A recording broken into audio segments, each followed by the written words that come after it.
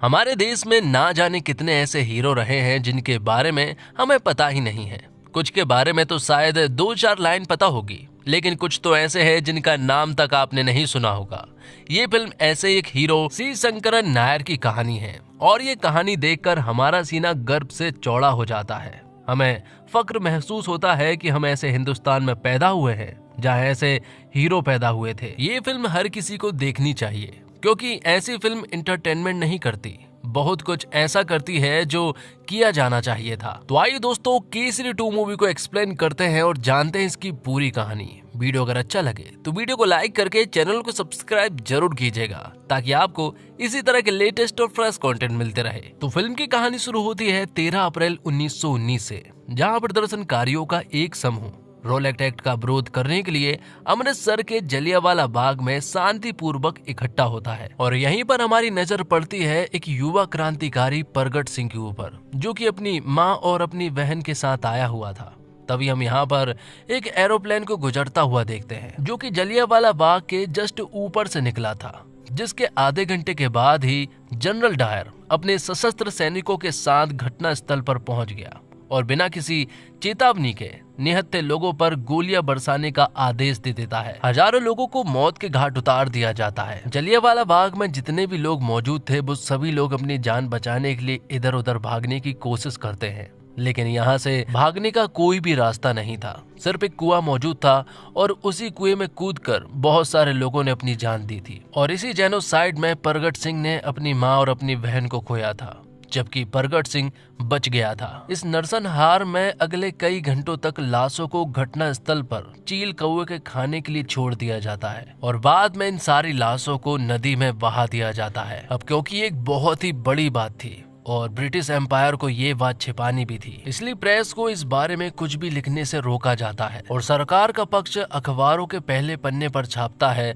जिसमें लिखा जाता है कि प्रदर्शनकारी हथियारबंद आतंकी थे, उनके हमलावर होने के चलते गोलियां चलानी पड़ी। अब कुछ दिन पहले का सीन दिखाया जाता है जहां पर कि हमें मालूम चलता है शंकरन नायर नाम के एक वकील के बारे में, जो कि एक ऐसा वकील है जो कि आज तक कोई भी केस नहीं हारा है और वो फिलहाल तो कृपाल सिंह नाम के आदमी के खिलाफ एक केस लड़ रहा है। ये केस शंकरन नायर को तीरथ सिंह ने दिया था, जो कि माइकल ओ डायर का लीगल एडवाइजर है। और कृपाल सिंह एक क्रांतिकारी तो है ही, और साथ ही वो ब्रिटिश एम्पायर और माइकल ओ डायर के खिलाफ चला गया था, जिस वजह से उसके खिलाफ एक्शन लेने पड़े। कोर्ट में वो दोषी करार पाया जाता है और फिर से यहाँ पर शंकरन नायर ये केस भी जीत जाता है और कृपाल सिंह को जेल हो जाती है। तो एक तरह से देखा जाए तो शंकरन नायर ब्रिटिश एम्पायर के लिए ही काम करता है। हालांकि शंकरन नायर एक ईमानदार आदमी है, जिस वजह से उसे नाइटहुड की उपाधि दी जा रही थी। और ये वही दिन था जब जलियांवाला बाग में जेनोसाइड हुआ था। तो ब्रिटिश एम्पायर को जलियांवाला बाग में जो कुछ भी हुआ है उसे पूरी तरह से दबाना था। एक तरफ प्रेस का मुंह तो बंद हो गया था, लेकिन लोगों के बीच गुस्सा भड़क गया। इसका हल भी ब्रिटिश सरकार ने निकाला और 25 रुपए का मुआवजा बांटा। तो दूसरी ओर इस मामले में एक फर्जी जांच बिठाने के लिए निर्देश दिए। इसी जांच का हिस्सा थे हाल ही में नाइटहुड की उपाधि हासिल करने वाले सर सी शंकरन नायर। ब्रिटिश सरकार एक जांच आयोग बनाती है।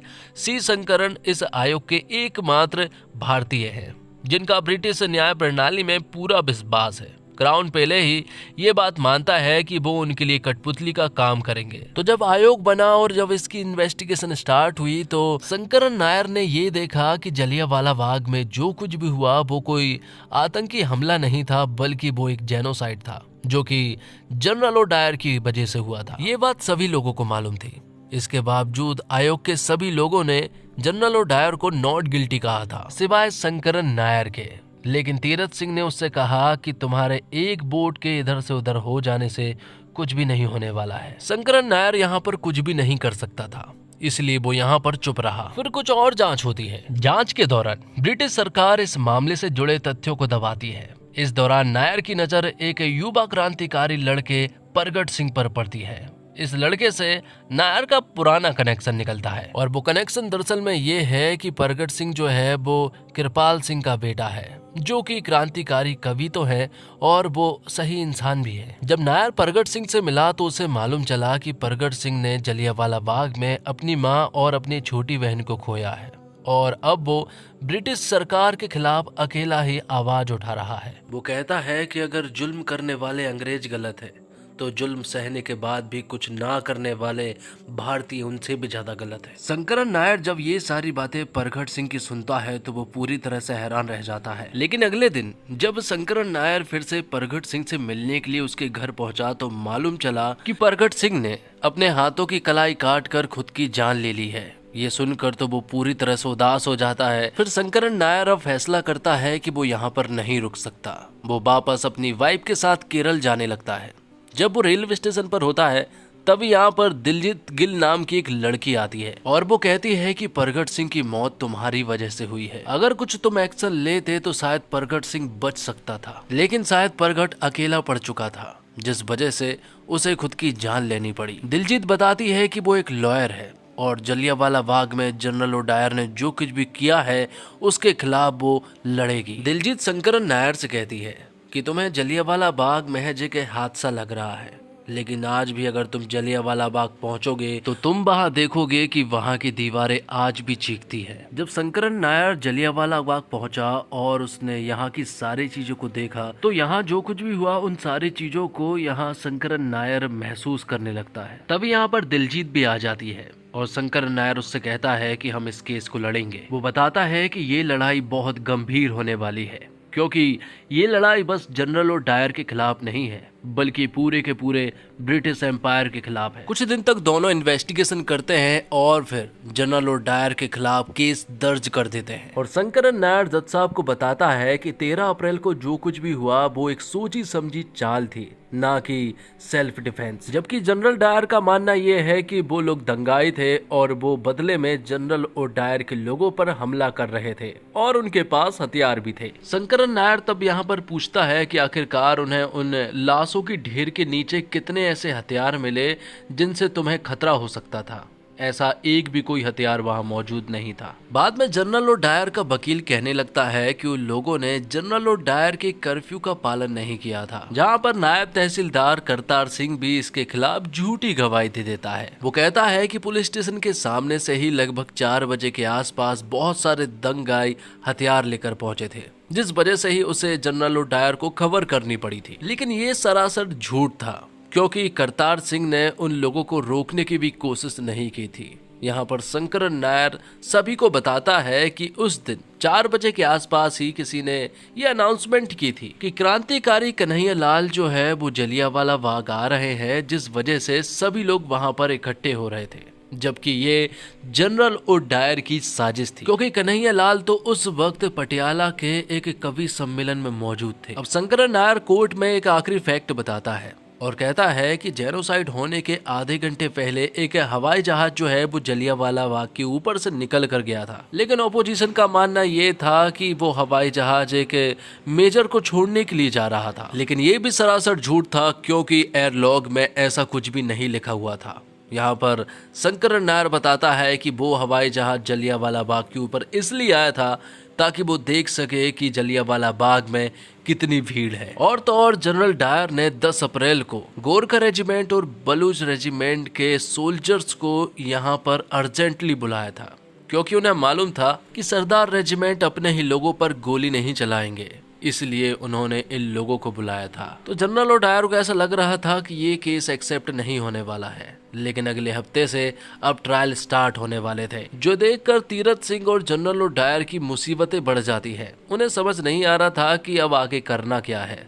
तभी उन्हें एक वकील का नाम याद आता है और उस वकील का नाम है नेविल मैकिन्ले, जो कि आधा भारतीय है और आधा अंग्रेज। तो नायर के खिलाफ जनरल डायर का केस नेविल मैकिन्ले लड़ता है और नायर तो मैकिन्ले का पुराना दुश्मन है क्योंकि वायसराय काउंसिल में जो सीट मैकिन्ले को मिलने वाली थी वो एंड टाइम पर नायर को मिल गई और तब से ही नायर मैकिन्ले का दुश्मन हो गया। तो इस तरह से शंकरन और नेविल का पुराना रिश्ता है उनके बीच की आग को और बढ़ाता है और इसका असर कोर्ट में देखने को मिलता है। तो अगली हेयरिंग में कोर्ट में अब नेविल आता है। तब नेविल इस केस को एक दूसरे एंगल से लेकर आता है। नेविल बताता है कि 10 तारीख को दंडा फौज नाम की एक फौज ने एक बहुत बड़ा आतंक मचा कर रखा था और इसी दंडा फौज का पूरा कनेक्शन जलियांवाला बाग हमले से है। इसलिए विटनेस बॉक्स में मार्था नाम की एक कॉलेज की टीचर को बुलाता है और मालूम चलता है कि तनवीर नाम के एक आदमी ने मार्था के साथ कॉलेज के स्टोर रूम में दुष्कर्म किया था।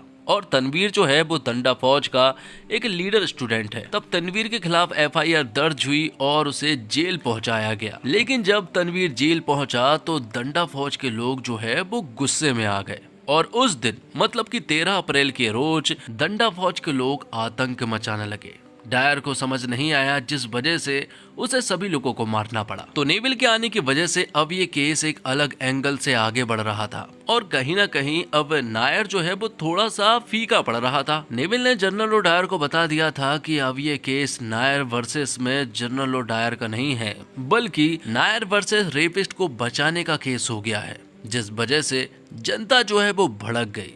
और जब नायर अपनी बीवी के साथ घर जा रहा था तब भड़की हुई जनता ने सभी के सामने नायर के मुंह पर काला रंग पोत दिया। अंदर आने पर नायर सोचता है कि कुछ भी हो जाए, वो जो कर रहा है वो बिल्कुल सही है और इन लोगों को सजा मिलनी चाहिए, क्योंकि ये केस एक अलग एंगल से जा रहा है। हमारे पास सिर्फ 2 दिन है और 2 दिन के अंदर ही हमें सारी चीजें साबित करनी होगी, जिस वजह से अब वो इन्वेस्टिगेशन करने लगते हैं। जिस स्टोर रूम में उस मार्था के साथ दुष्कर्म हुआ था वो वहां जाकर सारी चीजें देखने लगते हैं, जिसमें दिलजीत भी उसका साथ देती है। एक तरफ दिलजीत ने मार्था के बारे में सारी चीजें पता की तो दूसरी तरफ नायर ने तनवीर के बारे में सब कुछ पता किया। अब 2 दिन बाद जब कोर्ट की हेयरिंग हुई तो फिर से यहाँ पर मार्था को विटनेस बॉक्स में बुलाया गया और उससे पूछा गया एक बुक के बारे में कि आखिरकार तुमने ये बुक कितनी बार पढ़ी है। लेकिन यहाँ पर जल्दबाजी में मार्था ने ये कह दिया कि उसने ये बुक 3 बार सुनी है, जबकि ये बुक किसने सुनाई है यहाँ ये भी साबित हो जाता है। वो बुक दरअसल में तनवीर ने ही यहाँ मार्था को सुनाया था। और यहाँ पर मालूम चलता है कि तनवीर और मार्था जो है वो रिलेशनशिप में थे, दोनों एक दूसरे से प्यार करते थे। लेकिन रोमांस करते वक्त जब स्टोर रूम में प्रिंसिपल के हाथ पकड़े गए तो प्रिंसिपल भड़क गए, क्योंकि वो एक इंडियन था और उसके खिलाफ FIR भी दर्ज करवाई गई। लेकिन फिर भी इन सारी चीजों से ये साबित नहीं हो जाता कि जनरल ओ डायर ने वो गलत तरीके से जेनोसाइड किया था, क्योंकि नायर के पास कोई भी ऐसे सबूत नहीं थे, जिसका फायदा यहाँ पर नेवल उठाता है कि अगर तुम्हारे पास कोई सबूत नहीं है तो इस केस को हम यहीं पर समाप्त करते हैं। नेवल बहुत चालाक था, उसने पहले ही हेयरिंग में सारे के सारे प्रेस वालों को कोर्ट से बाहर निकलवा दिया था ताकि प्रेस वाले कोई भी सच्चाई ना छाप सके। और अब उसने इस केस को ऐसे एंगल पर लाकर खड़ा कर दिया है जहाँ पर कि नायर के पास कोई भी सबूत नहीं है और कोर्ट ने इस बार नायर से सबूत मांगे थे। वक्त भी कम था और सबूत भी बटोरने थे, जिस वजह से दिलजीत और नायर दोनों ही परेशान थे, क्योंकि उनके पास ऐसे कोई भी सबूत मौजूद नहीं थे। बाद में नायर ने कुछ सबूत तो हासिल कर लिए थे, इसलिए अगली हेयरिंग में यहाँ पर विटनेस बॉक्स में नायर ने जनरल और डायर को ही विटनेस बॉक्स में बुला लिया और फिर उससे तीखे सवाल पूछे गए। तो डायर यहाँ पर पूरी तरह से नर्वस था और वो ठीक तरह से जवाब नहीं दे पा रहा था। फिर नायर जज साहब को बताता है कि बचपन से ही डायर को एंगर इश्यूज थे। नायर बताता है कि बचपन में जब डायर स्कूल में था तब कुछ हिंदुस्तानी लड़के जो है वो डायर को हकला हकला कहकर चिढ़ाया करते थे और तो और डायर के पिताजी भी हिंदुस्तानियों से नफरत किया करते थे। तो डायर जैसे जैसे बड़ा होता गया डायर की नफरत हिंदुस्तानियों के लिए बढ़ती चली गई। दरअसल में डायर को एक बीमारी होती है जिस वजह से उसे हमेशा गुस्सा आता रहता है और इसी का इस बार नायर ने फायदा उठाया। यहाँ नायर ने डायर से बहुत ही ज्यादा तीखे सवाल पूछे जो सुनकर यहाँ डायर को गुस्सा आ गया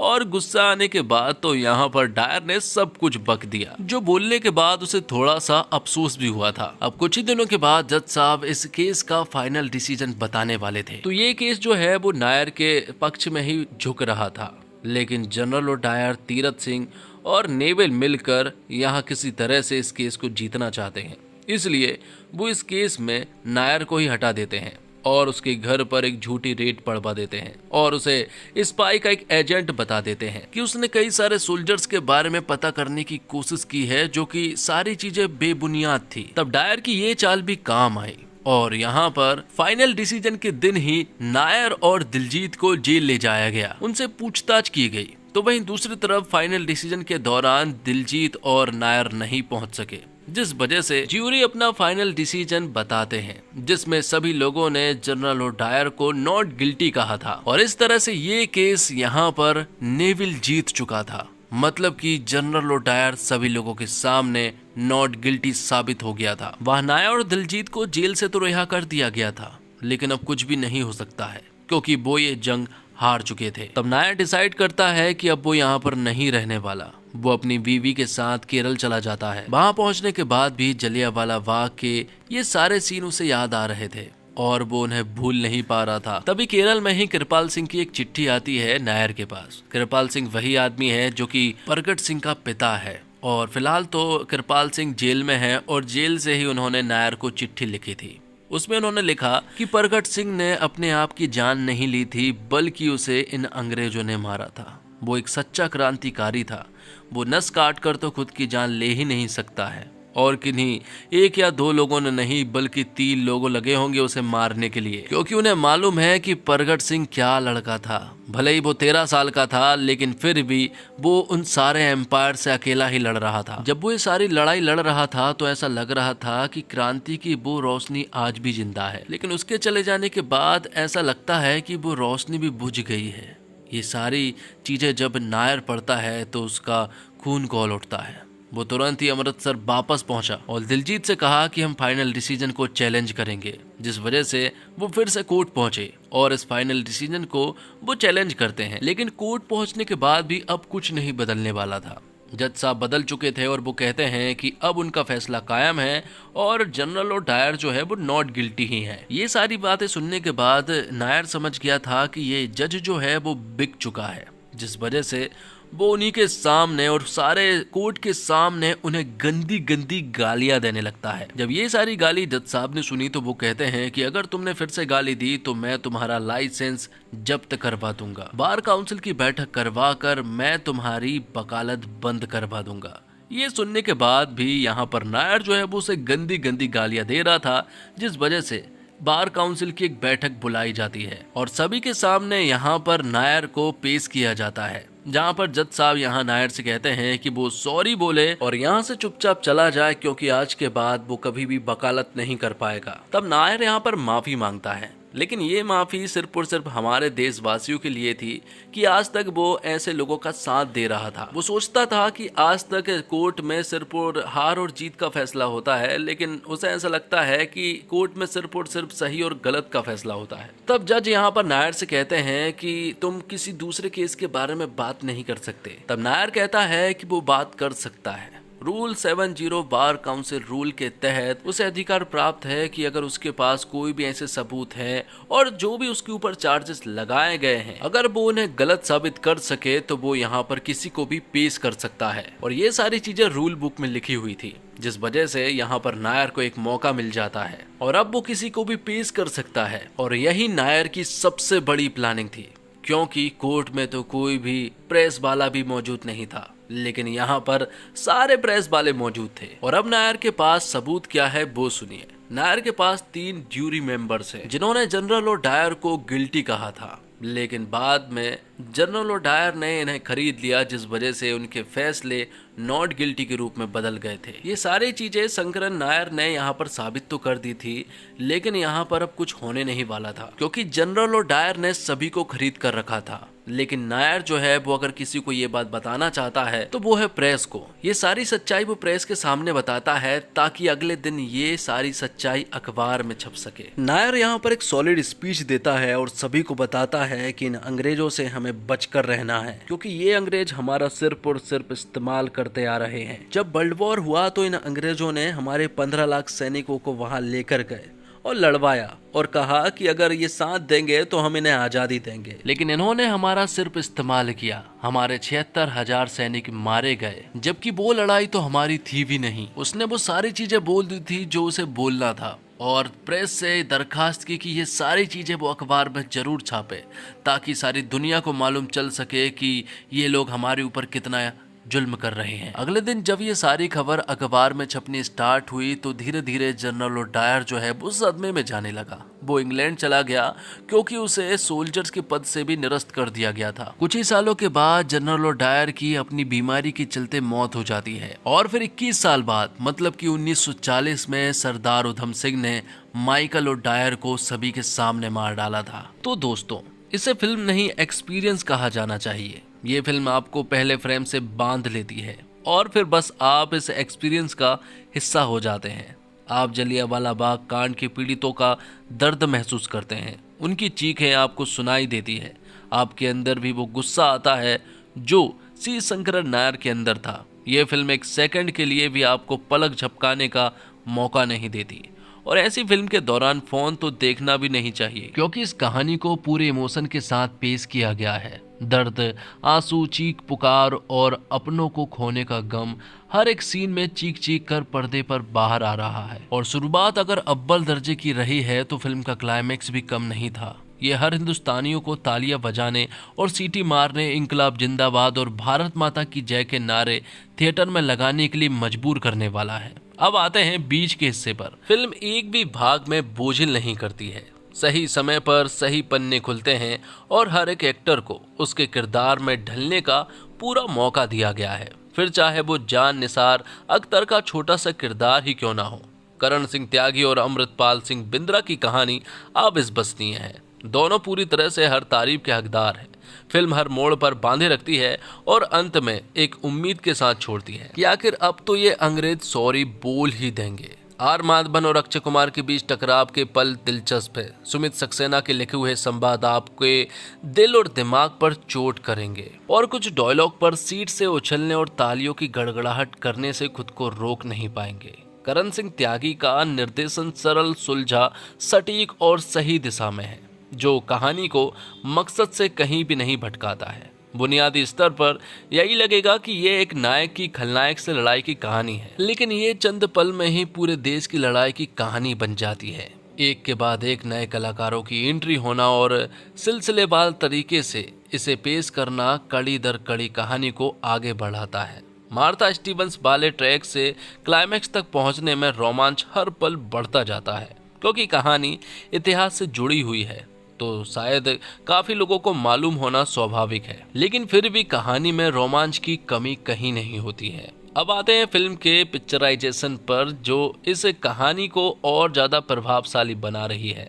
फिल्म के बैकग्राउंड स्कोर कई जगह पर इतने जोरदार हैं कि ये आपके रोंगटे खड़े करेंगे और तो और शरीर में सिरहन और कपकपाहट भी पैदा कर सकते हैं। वहीं फिल्म में 3 ही गाने हैं, लेकिन हर एक को बैकग्राउंड म्यूजिक और फील देने के लिए इस्तेमाल किया गया है। फिल्म में तेरी मिट्टी आइकॉनिक केसरी सॉन्ग भी सुनने को मिलेगा। तो वही एक्टिंग पर सवाल नहीं उठाया जा सकता है। अक्षय कुमार में पहली वाली चमक लौट आई है, वो शानदार है। उन पर डायलॉग डिलीवरी को लेकर अक्सर आरोप लग रहे हैं। कहा जाता है कि उनका फ्लो इसलिए टूट जाता है क्योंकि वो पढ़कर बोलते हैं, लेकिन इस बार अक्षय ने इन दावों को गलत साबित करने में कोई कसर नहीं छोड़ी है। उनके हिस्से सबसे प्रभावशाली डायलॉग आए और उन्होंने इसको परफेक्ट अंदाज में पेश किया है। दमदार डायलॉग उनकी दमदार एक्टिंग के चलते और ज्यादा निखर गए हैं। उनकी योग्यता पर सवाल उठाने वालों पर केसरी 2 का करारा प्रहार है। अनन्या पांडे की एक्टिंग को देखते हुए ऐसा लग रहा है कि अनन्या पांडे अब अच्छी खासी मेहनत कर रही है। अब आते हैं एक्टिंग के बाजीगर आर माधवन पर। उनकी एंट्री इंटरवल से थोड़े पहले ही होती है, लेकिन उनका असल मिजाज इंटरवल के बाद देखने को मिलता है। वो देर से आते हैं लेकिन दुरुस्त आते हैं। वो एंट्री के साथ ही छा जाते हैं। उनकी आंखों में बदले की आग और उत्तेजना देखने को मिलती है। कृष्ण राव का किरदार महत्वपूर्ण है और वो छोटे से रोल में गहरा प्रभाव छोड़ते हैं। और अक्षय की फिल्म फर्स्ट हाफ में जिस तरह से कहानी सेट करती है वो गंभीर है, इमोशनल भी है। जिस तरह जलियांवाला बाग कांड पर्दे पर नजर आता है वो आपको अंदर तक झिझोड़ने में कामयाब होता है। ब्रिटिश सरकार में बड़ा ओहदा पाने से लेकर सरकार के खिलाफ केस लड़ने तक नायर के किरदार का आर्क भी काफी इम्प्रेसिव है। अक्षय की परफॉर्मेंस में गंभीरता पूरी तरह झलकती है, जो फिल्म की जरूरत थी। अनन्या का किरदार इस तरह की कहानियों में कैटलिस्ट वाला टिपिकल किरदार है, लेकिन वो अपने काम से आपको इम्प्रेस करती है और सेकंड हाफ में उन्हें चमकने के कुछ मूवमेंट्स भी मिलते हैं। माधवन की एंट्री दमदार है और कोर्ट में उनकी बॉडी लैंग्वेज और लहजा देखकर ही आपको लगने लगता है कि ये लॉयर तो नायर पर भारी पड़ने वाला है। कोर्ट के कई सीन में तो माधवन सिर्फ अपने कॉन्फिडेंस की वजह से डरावने लगते हैं। तो वही अक्षय कुमार ने ऐसा काम किया है कि उसके लिए शब्द कम है। उनसे आपकी अगर कोई शिकायत रही हो तो ये फिल्म देख लीजिए, वो शिकायत दूर हो जाएगी। अक्षय इस किरदार को गजब तरीके से जी गए हैं। उन्होंने इस किरदार में कमाल का कन्विक्शन डाला है और यही चीज है जो आजकल फिल्मों से गायब है। ये देखकर अक्षय के फैन नहीं हैं तो भी हो जाएंगे। माधवन ने एक बार फिर साबित कर दिया है कि वो हर तरह का किरदार बखूबी निभा सकते हैं। यहाँ भी वो कमाल लगते हैं और कमाल की एक्टिंग कर गए हैं। अनन्या पांडे ने पहली बार इतना इम्प्रेस किया है। उन्हें अक्सर क्रिटिसाइज किया गया है, लेकिन इस बार वो भी चमक उठी है। तो दोस्तों, इसी के साथ ये वीडियो यहीं पर समाप्त होती है। उम्मीद करता हूँ आपको वीडियो पसंद आई होगी। वीडियो पसंद आई हो तो वीडियो को लाइक करके चैनल को सब्सक्राइब जरूर कीजिएगा, ताकि आपको इसी तरह के लेटेस्ट और फ्रेश कंटेंट मिलते रहे। मिलते हैं और कमाल की वीडियो के साथ। तब तक के लिए आप हमारे चैनल के साथ बने रहिए। धन्यवाद। जय हिंद, जय भारत, जय श्री राम।